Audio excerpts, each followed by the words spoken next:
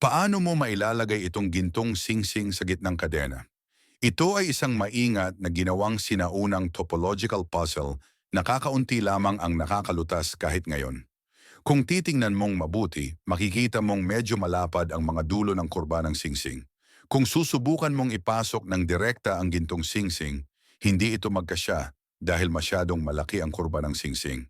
Kung titingnan ng mabuti, ang kadena sa gitna ay mahigpit na nakakabit sa mga kurba ng singsing sa magkabilang dulo na bumubuo ng isang saradong espasyo na walang malinaw na paraan upang ipasok ang gintong singsing. Kaya paano mo lulutasin ang nakakalito na puzzle na ito? Hindi komplikado ang trick. Ito ay tungkol sa pagiging flexible at pag-iisip sa labas ng kahon.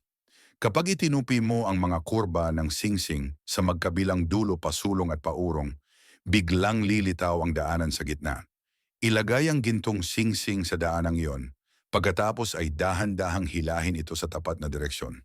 Makikita mong sumasabit ang gintong singsing dahil mahigpit itong hinahawakan ng gitnang lock. Huwag sumuko, ibig sabihin ay nasa tamang landas ka. Ngayon gumamit ng reverse thinking, siguraduhin na hindi nakalinya ang mga puwang sa